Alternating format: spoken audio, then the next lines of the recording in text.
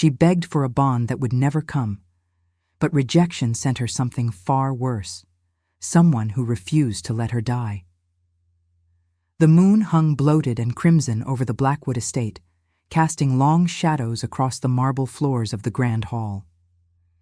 Elena stood alone beneath the crystal chandelier, her white gown, meant for a union ceremony, now a monument to shame. The fabric pooled around her like spilled milk, pristine and untouched, because he had not come. Damien Ashford, the Silver Prince of the Northern clans, had rejected her before the entire court. Not in private, not with mercy. But in front of 300 witnesses, his voice cold as winter stone. "I cannot claim what my blood does not recognize." The words had shattered something inside her that could not be repaired by magic or time. A fated mate was supposed to be the answer to every longing, every prayer whispered into the dark. The one soul that would recognize hers across the veil between worlds. But Damien had looked at her with polite indifference, as though she were a stranger he'd encountered on a street corner, not the woman destiny had carved for him since before her birth.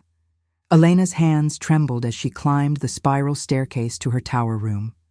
The rejection bond had severed something vital in her chest. She could feel it like a hollow space where her heart used to be. Her wolf, the primal part of her soul that had awaited this union for 23 years, was silent now. Broken. Dying. She didn't bother lighting the candles. The window overlooked the obsidian forest, where the ancient trees grew so thick that no moonlight penetrated their canopy. Legends said things lived there that predated the clans themselves. Things that remembered when blood was currency and flesh was poetry. Elena opened the window. The night air smelled of copper and rain. She thought of the poison in her father's study, the one he kept for wolves too broken to heal. It would be simple. A glass of wine, no pain. No more of this hollow ache that reminded her, with every breath, that she was unworthy of the one bond that mattered. Her foot was on the windowsill when the candles ignited. All of them. Simultaneously. Flames erupted across the room in gold and shadow, and Elena spun, her heart seized by something primal. The door was still locked, the windows sealed.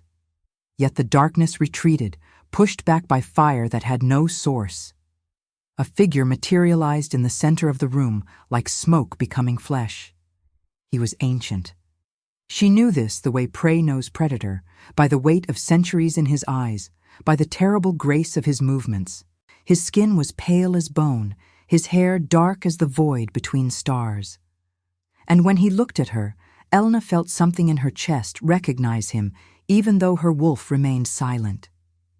He wore a coat of black velvet, its collar lined with silver thread that seemed to drink the candlelight. A scar ran from his left temple to his jaw, old, faded, but deliberate, as though he'd kept it on purpose as a reminder of what he'd survived. "You were going to jump," he said. His voice was soft, layered with accents that belonged to no single era. How terribly ordinary. Elena's hand moved instinctively to the dagger at her hip, but she froze. This creature would not be killed by steel.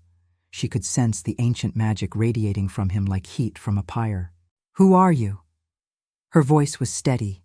Fear, she'd learned, was just another form of clarity. Someone who recognizes what others cannot. He stepped closer, and Elena caught his scent. Old leather, winter midnight, and something that smelled like rain on gravestones. "Your fated mate saw nothing in you because he is blind. But He paused, his dark eyes studying her with an intensity that felt like touching a flame. "I see everything. You're a vampire, not a question." The revulsion was automatic, instinctive. Vampires were enemies, abominations, creatures that fed on the very clans that rejected her. "Yes." He smiled, and his fangs caught the candlelight. "And you are a woman worth far more than the fool who refused you. So I'm going to make you a choice, Elena Blackwood, one that will terrify you." She had not told him her name.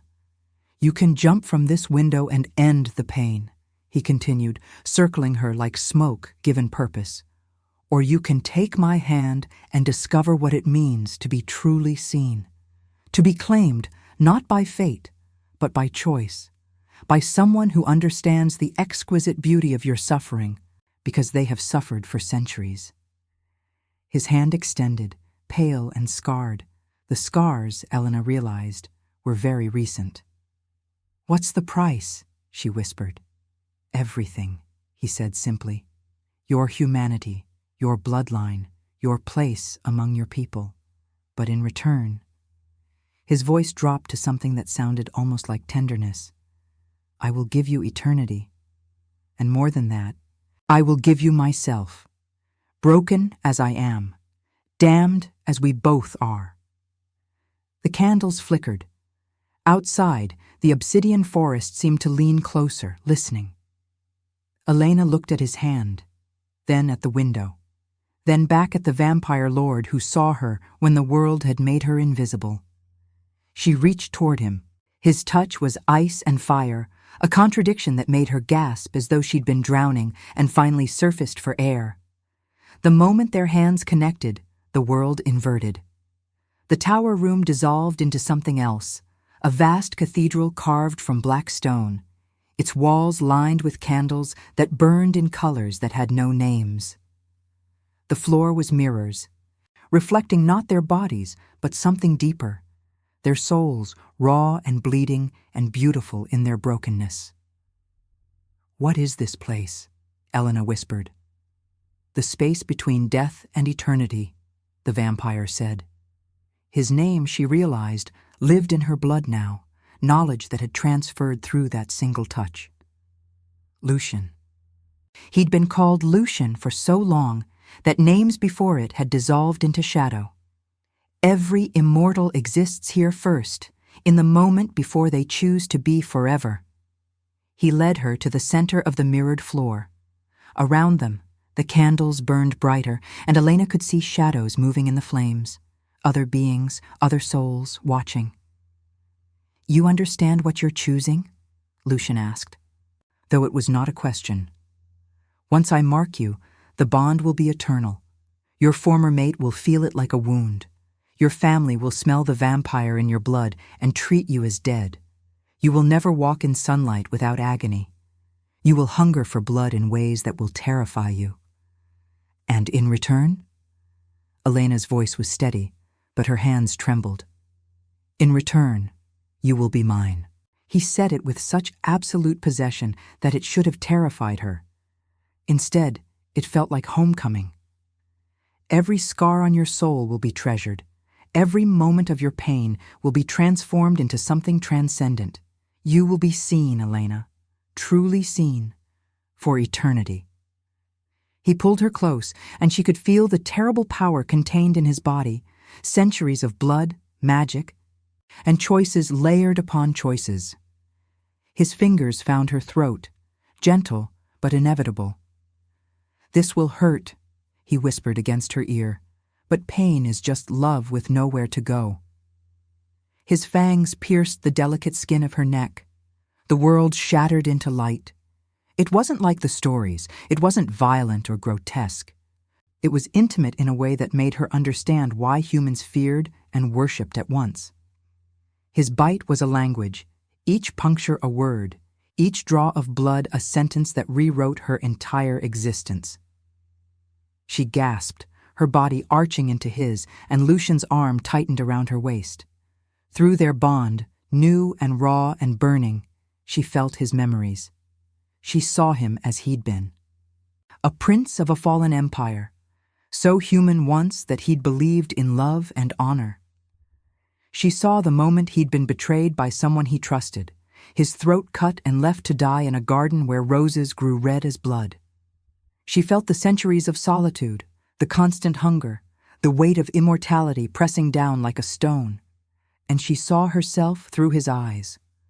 A broken woman he'd glimpsed across the veil, someone whose pain called to him because it mirrored his own. When he released her, Elena's legs nearly gave way. Lucian caught her, his hands steady. "It's done," he said softly. "You are bound to me now.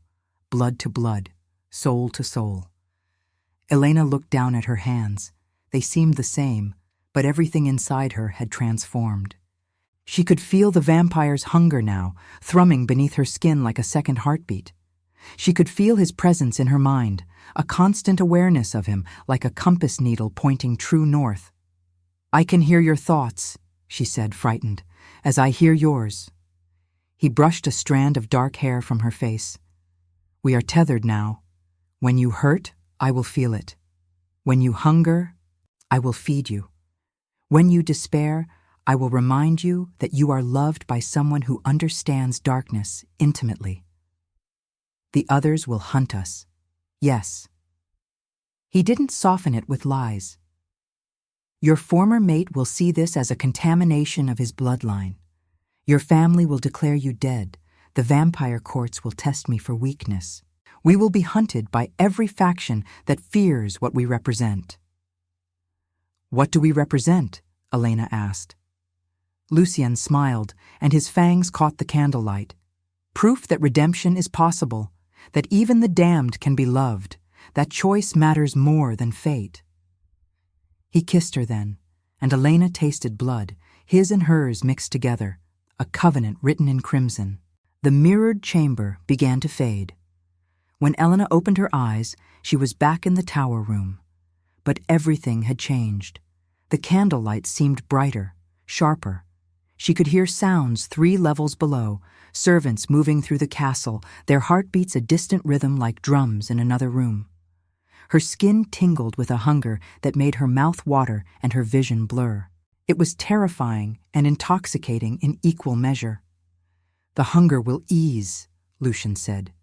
He was already moving toward the window, his movements economical, practiced.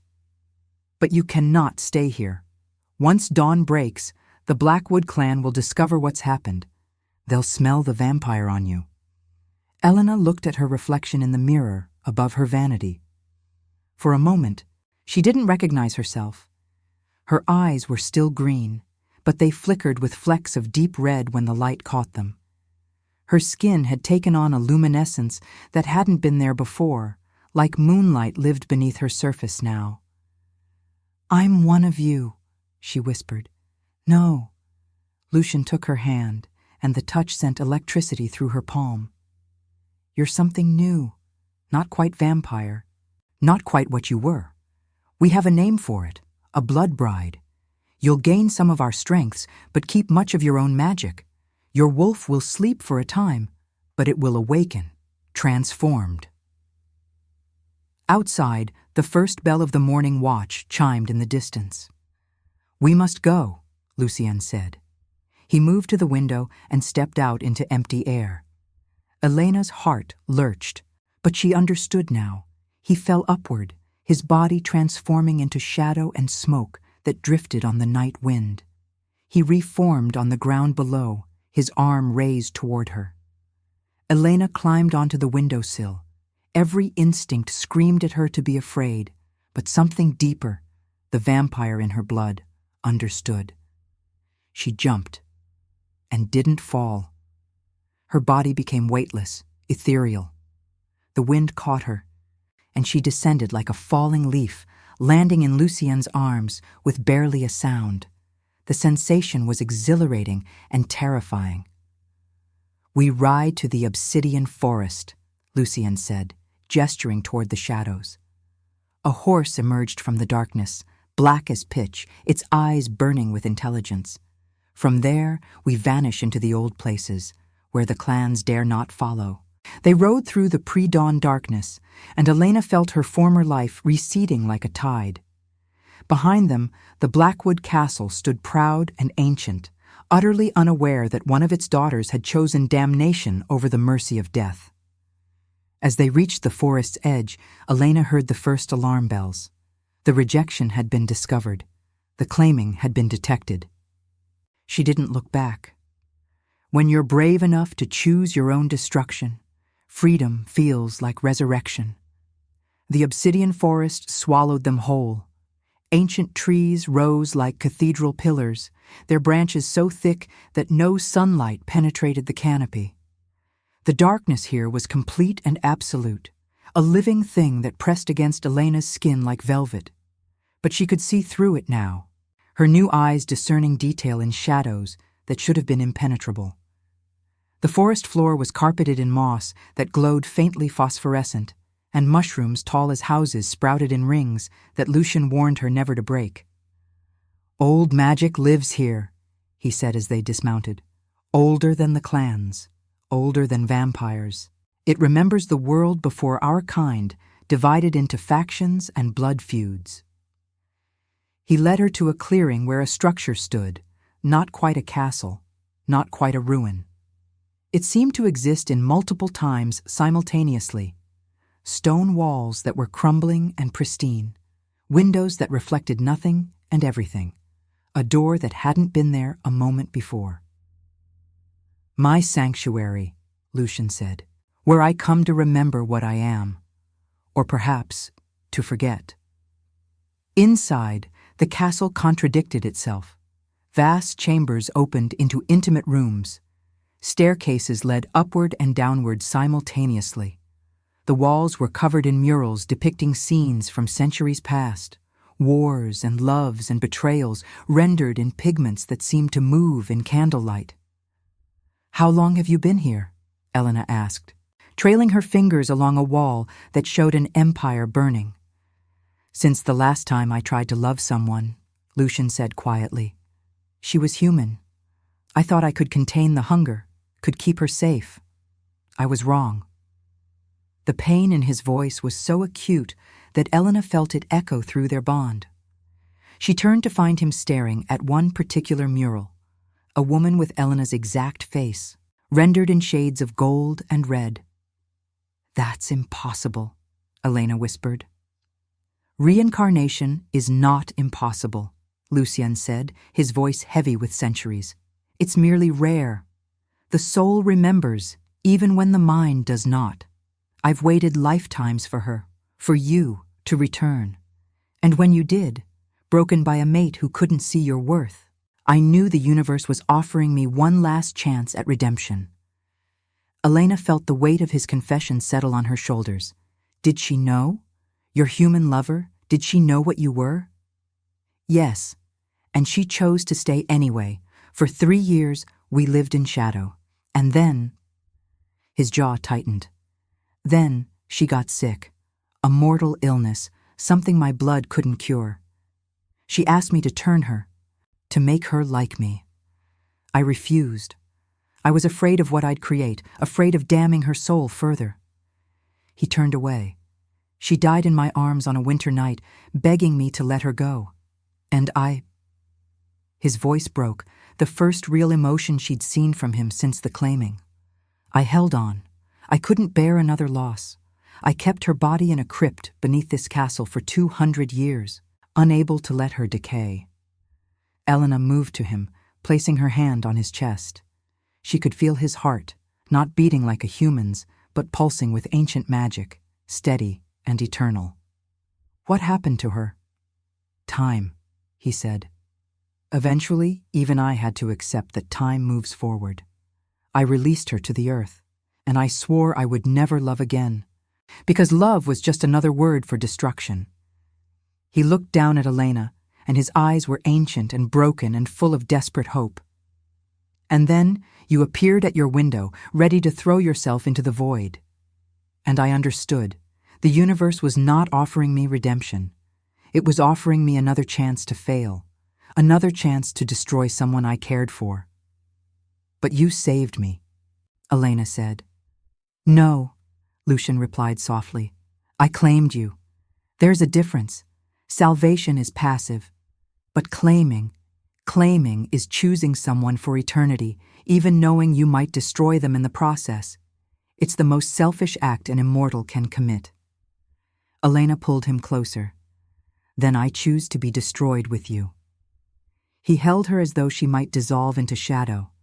And in the darkness of that ancient sanctuary, Elena understood something fundamental. Love and damnation were not opposites. They were the same force viewed from different angles. Lucian loved her so fiercely that it was indistinguishable from the hunger that drove him, from the darkness that defined him, and she loved him back.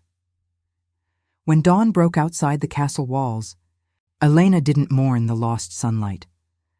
Lucienne was teaching her that there were other kinds of illumination: candlelight, starlight, the glow of blood shared between two souls that recognized each other across the veil. She was home. She was home, and she was damned, and she wouldn't have it any other way. And now, I invite you to leave a trace of your presence in the comments. Tell us where in the world you're watching from, and the exact hour you hear this story. We wish to know how far these immortal confessions travel, and at what moments of the night they find you. 3 days into her transformation, Elena felt the sickness. It started as a tremor in her bones, then escalated into something more sinister, a burning in her veins that made her skin feel like it was tightening around her skeleton. She collapsed in the library of Lucienne's sanctuary, gasping, her vision fractured into 1,000 fractured images. Lucienne found her and pulled her into his arms. "The hunger," he said, understanding immediately. "Your body is adjusting. The vampire in you is awakening, and it's demanding sustenance." "I'm not like you," Elena gasped. I won't." "You have no choice." His voice was gentle but absolute. "The blood bride's hunger is worse than any pure vampire's. Your human heart still fights for morality, while your vampire nature demands carnage. The conflict is what causes the pain." He carried her to a chamber she hadn't seen before, a circular room with a single door of heavy iron. The walls were stained with rust-colored marks that Elena's enhanced senses immediately identified as old blood. "What is this?" she whispered. "The cost of immortality," Lucian said. He produced a goblet from seemingly nowhere, its surface etched with symbols that hurt to look at directly. "In this place, I keep the blood of criminals, those who have wronged others. You can drink without guilt. You're feeding on lives already forfeit to justice." Elena took the goblet with shaking hands.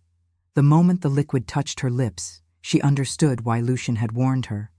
The hunger that seized her was absolute, primal, overwhelming.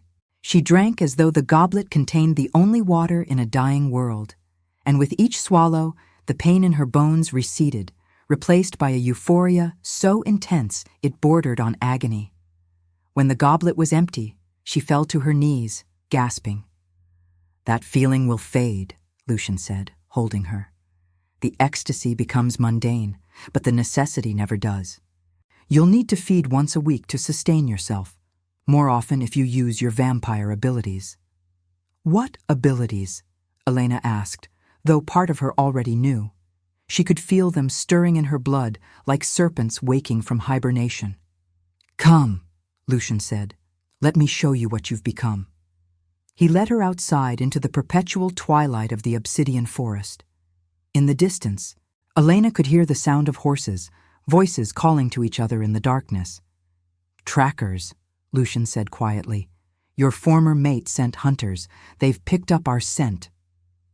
Elena felt a surge of something dark and protective. This man, this creature, had chosen her when her own bloodline had rejected her. She would not see him captured by those who feared what they didn't understand. "Teach me," she said. Lucian smiled, and it was not the gentle expression she'd come to recognize. This smile held centuries of wars, of predatory grace, of a being who had survived everything darkness could throw at him. "Show me your fangs," he said. Elena opened her mouth, and they emerged. Not painfully like the first time, but smoothly, as though they'd always been there, just waiting for permission. They felt like an extension of herself, perfect and terrible. "Now," Lucian said, taking her hand, "we hunt." They moved through the forest like smoke given purpose, their bodies barely touching the ground. The vampire in Elena was exhilarated by the movement, by the sensation of her enhanced senses catching every detail, the scent of the trackers now clear as morning bells, their heartbeats loud as thunder. The hunters emerged from the trees in formation, 5 of them, all bearing the mark of the Ashford clan. Elena recognized the leader, Marcus, Damien's best friend, his second in command. "Elena," Marcus called out, his hand raised in a gesture meant to be peaceful. "Come with us. You've been enchanted, bewitched by this creature. We can save you." "Save me?" Elena laughed, and the sound echoed strangely through the forest. "You rejected me when your prince rejected me. You watched me die, and none of you moved to help.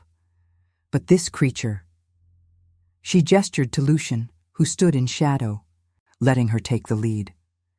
"This creature saw me, chose me, and has shown me more kindness than my own bloodline ever did." "He's poisoned your mind," one of the other hunters said. "Come back. The elders have promised mercy. They'll undo the bond." "There is no undoing this," Lucian said, his voice cutting through their words like a blade.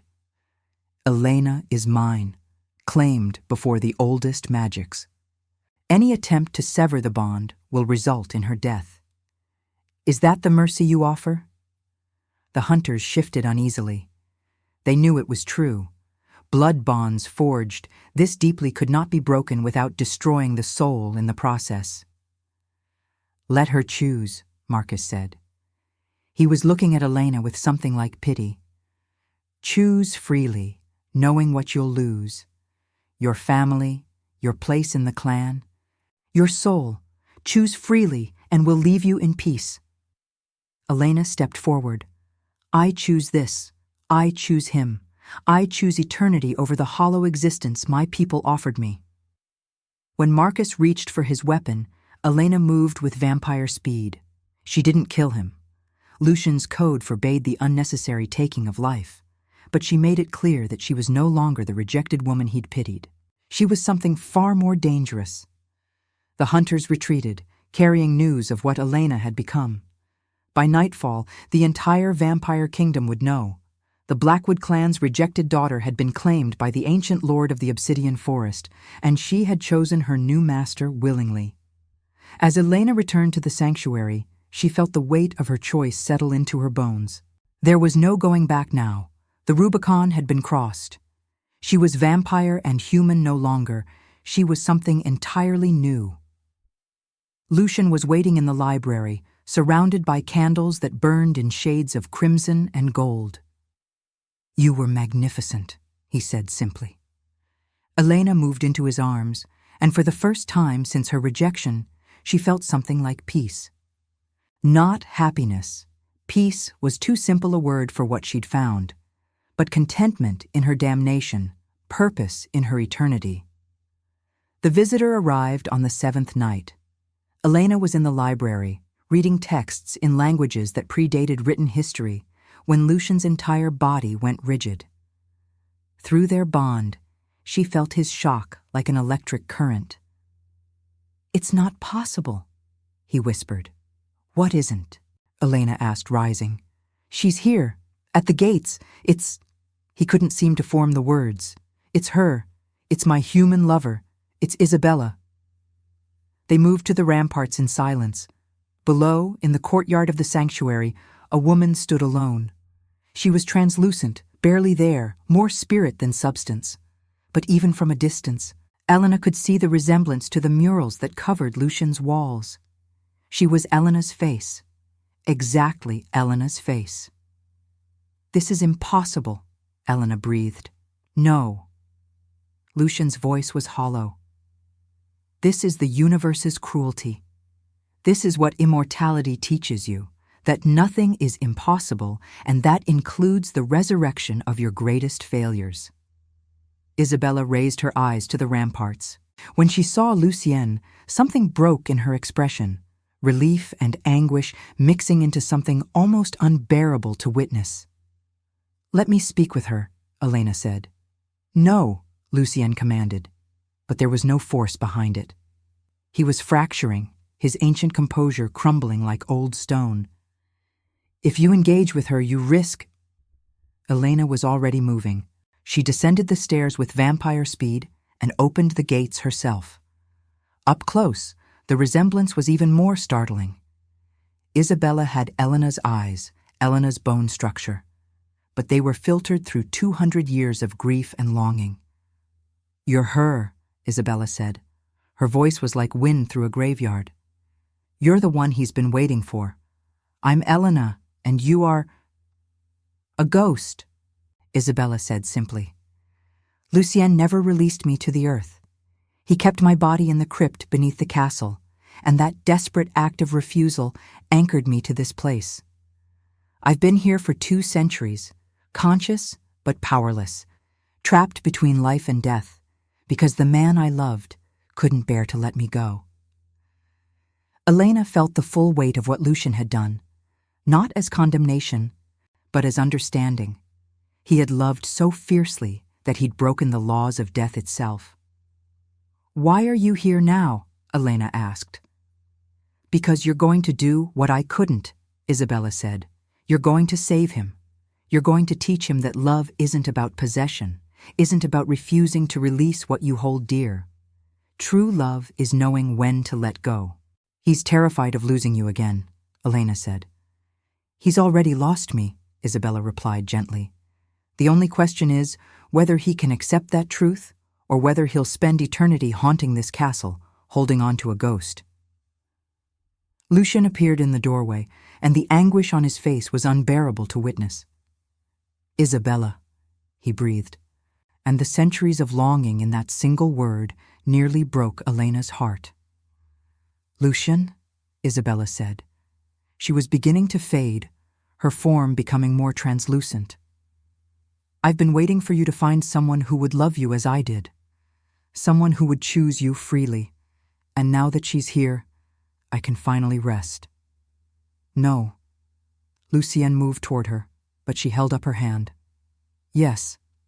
Release me. My love. Release me to the earth, to whatever comes after. Let me go, and in doing so, let yourself go too.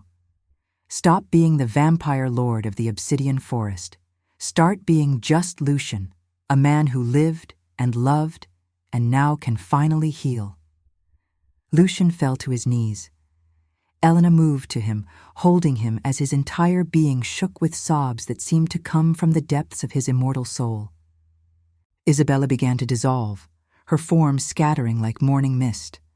"I love you," she said, "and because I love you, I release you. Go now, live, be happy, and when your eternity finally ends, perhaps we'll find each other again in whatever lies beyond." She was gone. Lucien remained on his knees, his whole body trembling. Elena held him, and through their bond, she felt the weight of 2 centuries of guilt and grief releasing like a dam breaking. "I'm sorry," he gasped. "I'm so sorry. I should have let her go. I should have—" "You loved her," Elena said simply. "You loved her so much that you broke the laws of death. That's not evil, Lucien. That's human. And it's taken you 200 years to learn that love sometimes means releasing, not holding on." They remained in the courtyard as the night deepened around them, and for the first time since he'd claimed Elena, Lucien wept, not tears of blood, but tears of a man finally understanding that redemption wasn't about being saved by another. It was about being brave enough to save yourself. If this story has already captured you, leave a like. It helps the voices of those who chose eternity reach more hearts. In the weeks that followed Isabella's release, the sanctuary changed. Lucien began to dismantle it, slowly, methodically. The murals came down. The crypts were purified and sealed. The castle itself seemed to lighten, as though the weight of centuries was finally being lifted from its stone bones. Elena watched as he transformed, not in body, but in spirit. The ancient weariness that had defined him began to fade, replaced by something almost like peace, almost like hope. "What will we do?" Elena asked one evening, as they stood on the ramparts watching the stars emerge. "If we leave this place?" "I don't know," Lucien admitted.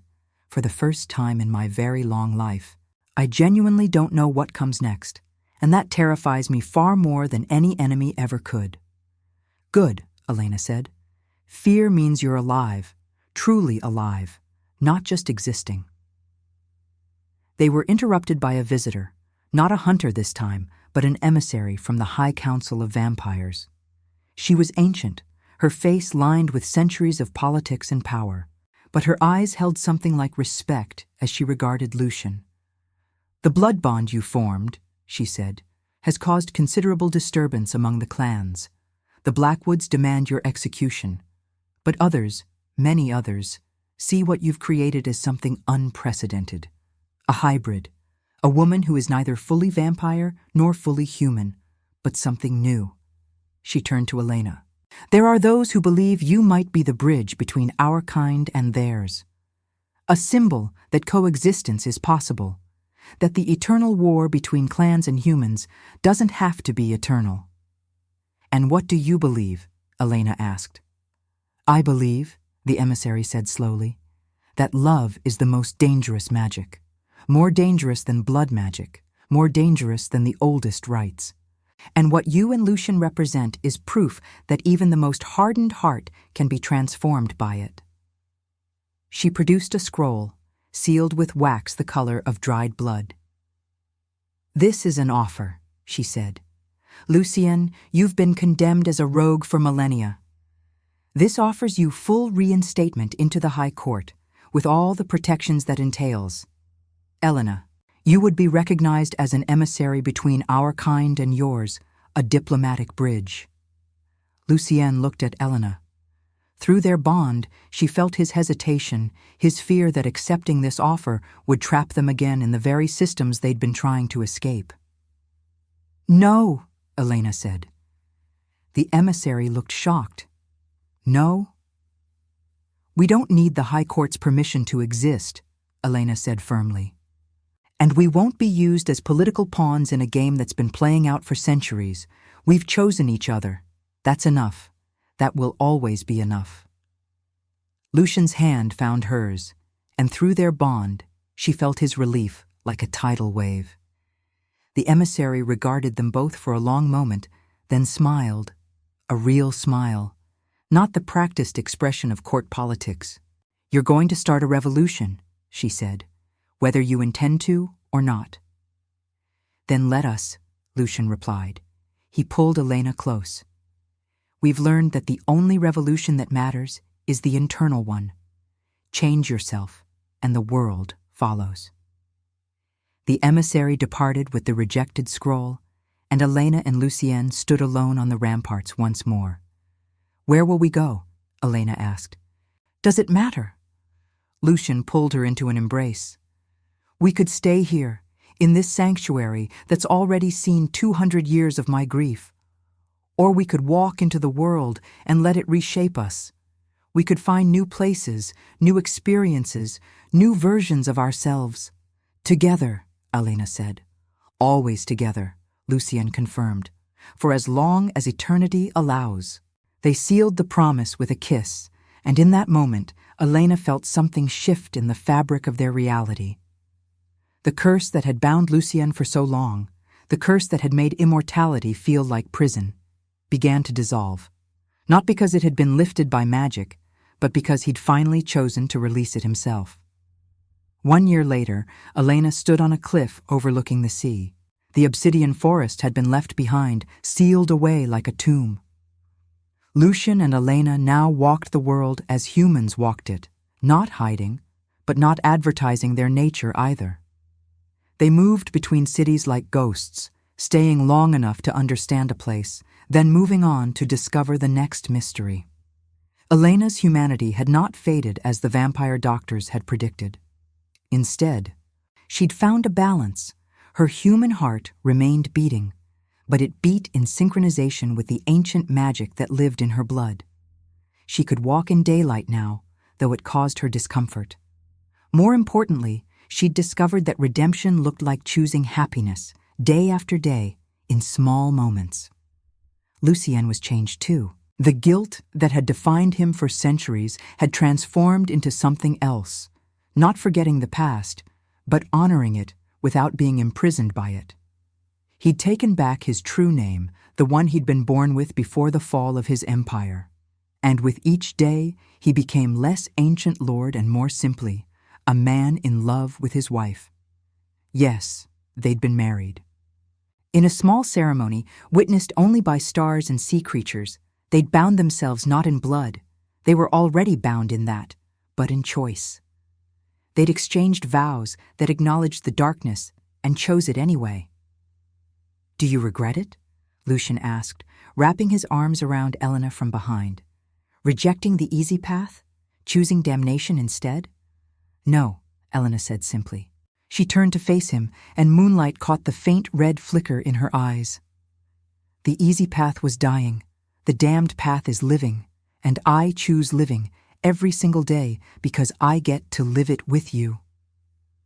They stood together as the waves crashed against the rocks below, the eternal sound of water against stone providing a rhythm to their silence. Behind them, a new city awaited discovery. New people who would never know what they were. New stories that would become part of their eternity. But for now, in this moment, they were simply two souls who'd found each other in the darkness and chosen to remain there, not because they couldn't leave, but because they wouldn't. Thank you, Lucian whispered. For what? For choosing me, for loving me back, for showing me that eternity isn't a curse when you spend it with someone who sees your soul. Elena smiled and kissed him softly. Thank you for saving me from that window. Thank you for claiming me when I was broken. Thank you for being the kind of monster that a woman could fall in love with. Around them, the night deepened, and the stars multiplied until it seemed the entire universe was watching, bearing witness to what they had become. Not redeemed, not yet, but learning. Always learning that love and damnation were not opposites, but partners in the eternal dance of transformation. And somewhere in that darkness, Isabella's ghost smiled and finally, completely, rested. Subscribe if you believe mercy can resurrect even the damned.